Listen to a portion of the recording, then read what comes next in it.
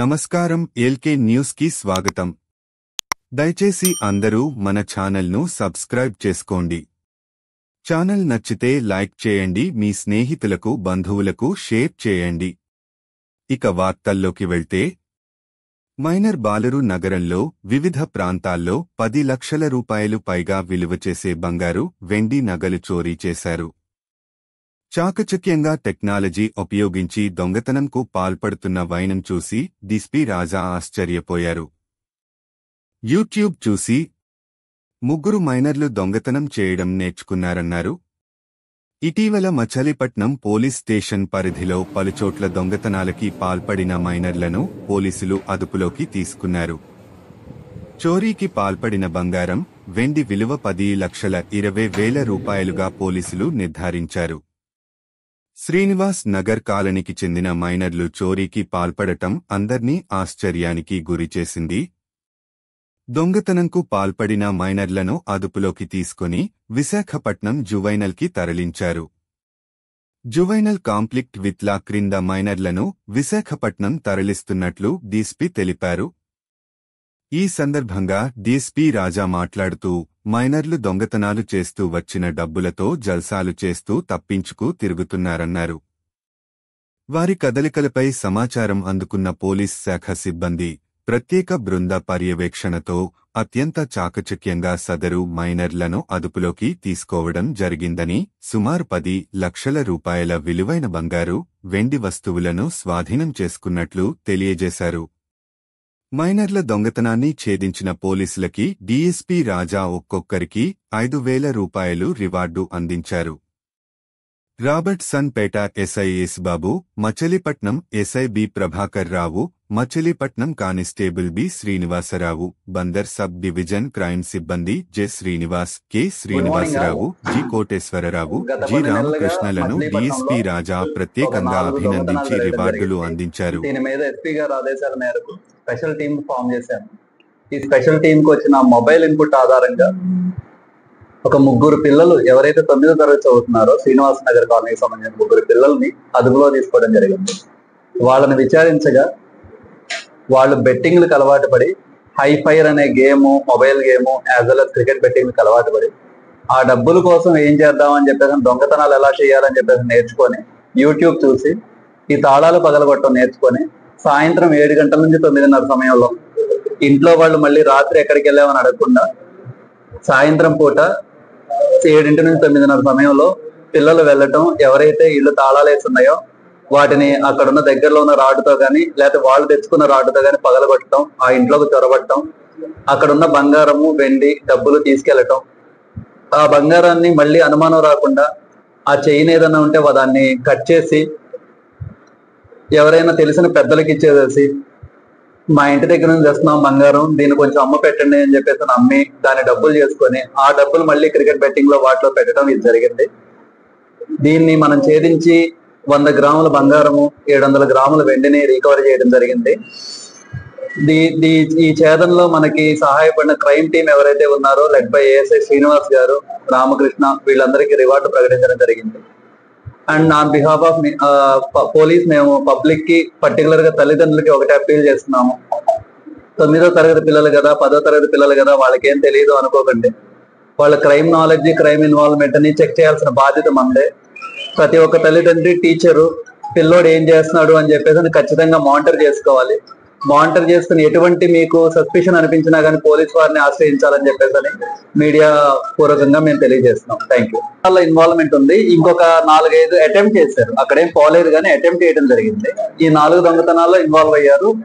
Property ఏదైతే ఉందో almost intact గా రికవర్ చేయడం జరిగింది. ప్రజా సంక్షేమాన్ని కాంక్షించి కూటమి ప్రభుత్వం సూపర్ 6 పథకాల వంటి పథకాలను అమలు చేస్తుందని ఎమ్మెల్యే కాగితా కృష్ణప్రసాద్ అన్నారు. పెడన పట్టణంలోని 19వ వార్డులో బుధవారం సుపరిపాలనలో తొలి అడుగు కార్యక్రమం నిర్వహించారు. ఈ సందర్భంగా ఆయన మాట్లాడుతూ, కూటమి ప్రభుత్వ పాలనలో రాష్ట్రం అభివృద్ధి పథంలో పయనిస్తుందన్నారు. వైసీపీ నాయకులంతా జైళ్ల పాలవుతుండటంతో కొత్త జైళ్లను నిర్మించాల్సిన ఆవశ్యకత ఏర్పడిందని ఆయన ఎద్దేవా చేశారు. కాగా కృష్ణప్రసాద్ 19వ వార్డులో ఇంటింటికి వెళ్లి సంక్షేమ పథకాల గురించి వివరించి కరపత్రాలు అందజేశారు. ఎక్కల శ్యామలయ్య, పరసా సూర్యనారాయణ, పరసా జితేంద్ర, కమ్మగంటి బాబు, వీణం శ్రీనివాస్, ఎలిగట్ల ప్రసాద్, సేనాపతి అజయ్, ఖుర్షిద్ భోగం, జనసేన నాయకులు తదితరులు ఈ కార్యక్రమంలో పాల్గొన్నారు.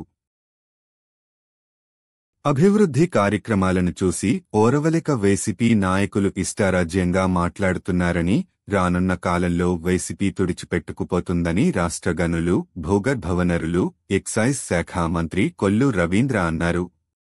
బుధవారం మచిలీపట్నం 35, 37 డివిజన్లలో సుపరిపాలనలో తొలి అడుగు కార్యక్రమంలో భాగంగా మంత్రి కొల్లు రవీంద్ర విస్తృతంగా పర్యటించారు.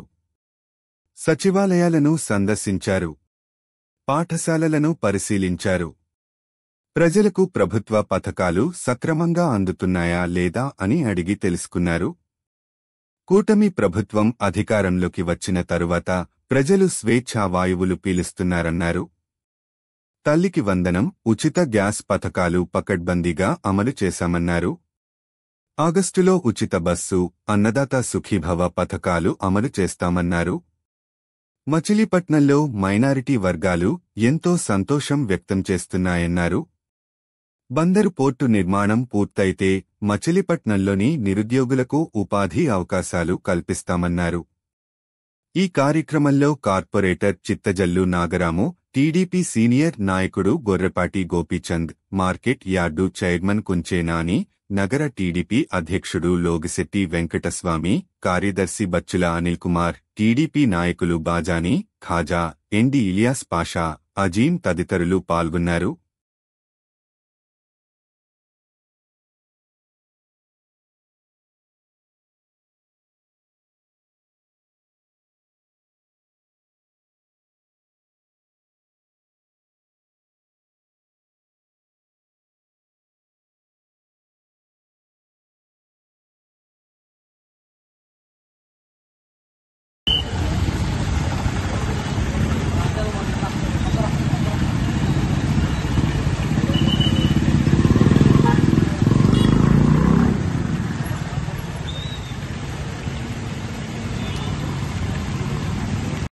యుక్త వయస్కు వచ్చిన బాలికల ఆరోగ్య రీత్యా తగిన శ్రద్ధ వహించాలని ప్రముఖ వైద్యుడు సాయిప్రసాద్ అన్నారు. బుట్టాయిపేట బీసీ బాలికల వసతి గృహంలో బుధవారం సత్యసాయి సేవా సమితి ఆధ్వర్యంలో సోషల్ మీడియా ప్రభావం, సెల్ఫోన్ల వినియోగంపై అవగాహన సదస్సు జరిగింది. ఈ సదస్సులో ప్రముఖ వైద్యుడు సాయిప్రసాద్ మాట్లాడుతూ, ప్రశాంతమైన జీవితం గడిపేందుకు యువతులు ఆరోగ్యవంతమైన జీవనం గడపాలన్నారు. బాలికలకు వచ్చే ఋతుక్రమం సక్రమంగా జరిగేందుకు తీసుకోవలసిన జాగ్రత్తలను వివరించారు.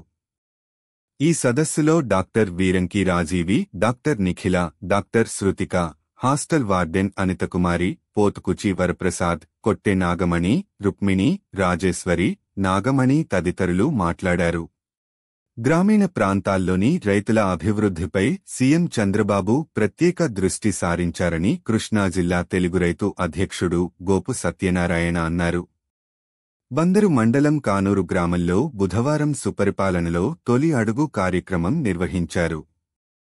ఈ సందర్భంగా గోపు సత్యనారాయణ మాట్లాడుతూ, తల్లికి వందనం, ఎన్టీఆర్ భరోసా పెన్షన్లు, దీపం పథకంతో పాటు గ్రామాల్లో రోడ్లు వేయించారన్నారు. సాగునీరు వదలడం వల్ల రైతులు సకాలంలో వ్యవసాయం చేసుకోగలుగుతున్నారన్నారు. ఈ కార్యక్రమంలో పీతారాము, బొమ్మిడి ఏడుకొండలు, గోపు వెంకటరమణ, బొలిశెట్టి నాని, మోపిదేవి కృష్ణ, బోట్ల సాయి, మోకారాజు, వీరచిన్న, కొక్కిలిగడ్డ గోవిందు తదితరులు పాల్గొన్నారు. బచ్చుపేట వెంకటేశ్వర స్వామి వారి కళ్యాణ మహోత్సవాల సందర్భంగా బుధవారం రాత్రి ప్రముఖ సంగీత విద్వాంసుడు వడ్లమన్నాటి మహేష్ బృందం గానం చేసిన అన్నమయ్య కీర్తనలు ప్రేక్షకుల వీనుల విందు చేశాయి. కళాకారులను ముత్తేవి శశికాంత్ తదితరులు ఘనంగా సత్కరించారు. పెడన పట్టణంలోని కొల్లూరి చారిటబుల్ ట్రస్టు వ్యవస్థాపకుడు డాక్టర్ కొల్లూరి చిన్నా నేషనల్ స్టార్ ఎక్సలెన్స్ అవార్డు అందుకున్నారు. తన ట్రస్టు ద్వారా 4 దశాబ్దాలకు పైగా పేదలకు సేవలందిస్తున్నందుకు గాను చిన్నాను వైఎంకే అకాడమీ ఈ అవార్డుకు ఎంపిక చేసింది. విజయవాడ అజిత్ సింగ్ నగర్లోని గుజళ్ల సరళాదేవి ఫంక్షన్ హాలులో జరిగిన అవార్డుల ప్రధానోత్సవ సభలో వైఎంకే అకాడమీ నిర్వాహకుల చేతుల మీదుగా చిన్నా నేషనల్ స్టార్ ఎక్సలెన్స్ అవార్డు అందుకున్నారు. అవార్డు గ్రహీత చిన్నాను ఆర్యవైశ్య ప్రముఖులు మామిడి ప్రసాద్, ఆత్మకూరి సురేష్ కుమార్, కొల్లూరి రాధాకృష్ణ, మురళీకృష్ణ తదితరులు అభినందించారు. రాష్ట్ర ప్రజలకు జగన్మోహనరెడ్డి అధికారంలోకి వచ్చే ముందు, వచ్చిన తరువాత ఎన్నో వాగ్దానాలు చేశారని, ఏ ఒక్క వాగ్దానం నెరవేరలేదని టీడీపీ రాష్ట్ర ఉపాధ్యక్షుడు వేమూరి ఆనందసూర్య విమర్శించారు. సిడింబి అగ్రహారంలో బుధవారం జరిగిన విలేకరుల సమావేశంలో ఆయన మాట్లాడారు. నాసిరకం మద్యంతో ప్రజల ప్రాణాలతో చెలగాటమాడిన జగన్రెడ్డి లిక్కర్ స్కాములో కోట్లు దండుకున్నాడని, ఈ కేసులో జైలుకు వెళ్లడం ఖాయమన్నారు. జగన్రెడ్డి మద్యపాన నిషేధం చేస్తానని మహిళలను మోసం చేసి ఓట్లు వేయించుకున్నారన్నారు. 200 యూనిట్ల విద్యుత్ ఇస్తానని చెప్పి మాట తప్పాడన్నారు. స్వప్రయోజనం కోసం లక్షల కోట్లు తాడేపల్లి ప్యాలెస్కు తరలించుకున్నారన్నారు. కొడాలి నాని, పేర్ని నానిలు అక్రమాలను కప్పిపుచ్చుకునేందుకే ముఖ్యమంత్రి చంద్రబాబు, మంత్రి కొల్లు రవీంద్రపైన లేనిపోని ఆరోపణలు చేస్తున్నారన్నారు. చంద్రబాబు పాలనలో సూపర్ 6 హామీలను నెరవేరుస్తున్నారన్నారు. ఈ కార్యక్రమంలో పణికుమార్, చోడవరపు లక్ష్మీ ప్రసన్న, లొల్లా కుటుంబశాస్త్రి, కాశీనాథుని సుధాకర్ తదితరులు పాల్గొన్నారు. బందరు మండలం చిన్నాపురం వద్ద గుండేరుపై కాసు బ్రహ్మానందరెడ్డి ముఖ్యమంత్రిగా ఉన్న సమయంలో నిర్మించిన బ్రహ్మానందరెడ్డి బ్రిడ్జి ఇటీవల కూలిపోయింది. కూలిపోయిన వంతెన వల్ల గుండేరు, గ్రాయిన్ పరిధిలోని వివిధ గ్రామాలకు చెందిన పొలాలు ముంపునకు గురవుతున్నాయి. ఈ సమస్యను చిన్నాపురం, వెంకటాపురం, మాజేరు, కోన, గుండుపాలెంకు చెందిన ప్రజలు మంత్రి దృష్టికి తీసుకువెడుతున్నారు. దీంతో కూలిపోయిన బ్రిడ్జి తొలగించేందుకు ఎస్టిమేట్లు వేసి 15 లక్షలు మంజూరు చేశారు. దీంతో అధికారులు కూలిపోయిన వంతెన తొలగించే పనులు ప్రారంభించారు. కూలిపోయిన వంతెన అవశేషాలు ఎక్కువ బరువు ఉండటంతో 43 టన్నులు మోసే సామర్థ్యం గల యంత్రాలను తెప్పించారు. కూలిపోయిన వంతెన శిథిలం కావడంతో 2018లో కొల్లు రవీంద్ర మంత్రిగా ఉన్న సమయంలో నూతనంగా వంతెన నిర్మించారు. దీంతో వాహనాల రాకపోకలకు ఇబ్బంది లేకుండా పోయింది. అయినప్పటికీ పాత వంతెన కూలిపోవడంతో గుండేరులో గుర్రపుడెక్క నిలిచిపోయి పొలాలు ముంపుకు గురయ్యే పరిస్థితి ఏర్పడింది. ఈ సమస్యను ఆర్ఎండ్బి అధికారులకు మంత్రి చెప్పడంతో 15 లక్షలతో కూలిన బ్రిడ్జి తొలగింపు పనులను ప్రారంభించారు. ఈ కార్యక్రమాన్ని బుధవారం టీడీపీ రాష్ట్ర అధికార ప్రతినిధి గొర్రెపాటి గోపీచంద్, గుండుపాలెం పీఎస్ఎస్ అధ్యక్షుడు తూమాటి బసవశంకరరావు, మాజీ ఎంపీపీ కాగిత వెంకటేశ్వరరావు, చిన్నాపురం గ్రామ సర్పంచ్ కాగిత గోపాలరావులు పనులు సందర్శించారు. పనులు త్వరితగతిన పూర్తి చేయాలని అధికారులను కోరారు. మాజీ ముఖ్యమంత్రి, కాంగ్రెస్ నాయకుడు వైఎస్ రాజశేఖరరెడ్డి పేరు చెప్పి జగన్ రెడ్డి అధికారంలోకి వచ్చారని, అధికారంలోకి వచ్చిన తరువాత చేసిన అరాచకాలకు ప్రజలు తగిన బుద్ధి చెబుతారని ఏఐసీసీ కార్యదర్శి గణేష్ కుమార్ యాదవ్ అన్నారు. బుధవారం జిల్లా కాంగ్రెస్ కార్యాలయంలో జరిగిన జిల్లా స్థాయి విస్తృత కాంగ్రెస్ నాయకుల సమావేశంలో గణేష్ కుమార్ యాదవ్ మాట్లాడారు. వైసీపీని దించిన ఆంధ్రప్రదేశ్ ప్రజలు కూటమి ప్రభుత్వంపై ఆశించిన విధంగా సంతృప్తిగా లేరన్నారు. తెలంగాణలో ఒకప్పుడు కాంగ్రెస్ పార్టీ ఆశించినంతగా లేకపోయినప్పటికీ అధికారంలోకి వచ్చిందన్నారు. అదే విధంగా ఆంధ్రప్రదేశ్లో మండల స్థాయిలో పార్టీని బలోపేతం చేసి పూర్వ వైభవం తీసుకుని వస్తామన్నారు. మహారాష్ట్ర ఎన్నికల్లో పర్యటించానని, పార్టీని ఎలా బలోపేతం చేశారో అదే రీతిలో ఆంధ్రప్రదేశ్లో బలోపేతం చేస్తామన్నారు. ఈ కార్యక్రమంలో జిల్లా పార్టీ ఇన్ఛార్జి ఎం బాబీ, మాజీ ఎమ్మెల్యే షేక్ మస్తాన్వలి, మచిలీపట్నం అసెంబ్లీ నియోజకవర్గ ఇన్ఛార్జి అబ్దుల్ మతీన్, పెడన నియోజకవర్గ ఇన్ఛార్జి సొంఠి నాగరాజు, గుడివాడ నియోజకవర్గ ఇన్ఛార్జి మన్నే రాజశేఖర్, పెనమలూరు నియోజకవర్గ ఇన్ఛార్జి వి సుబ్రహ్మణ్యం, ఎన్ కుమార్, సామ్యూల్ తదితరులు పాల్గొన్నారు. పెడన జడ్పీ చైర్పర్సన్ ఉప్పాల హారిక, రాము దంపతులను వైసీపీ యువజన విభాగం రాష్ట్ర అధ్యక్షుడు బైరెడ్డి శ్రీధర్ రెడ్డి పరామర్శించారు. గుడివాడలో ఇటీవల ఉప్పాల హారిక రాము దంపతులపై జరిగిన దాడిని ఖండిస్తూ ఉప్పాల హారిక నివాసానికి చేరుకుని పరామర్శించారు. బైరెడ్డి శ్రీధర్ రెడ్డి రాకతో వైసీపీ కార్యకర్తలు, అభిమానులు పెద్ద ఎత్తున పాల్గొన్నారు. ఈ వార్తలు ఇంతటితో సమాప్తం.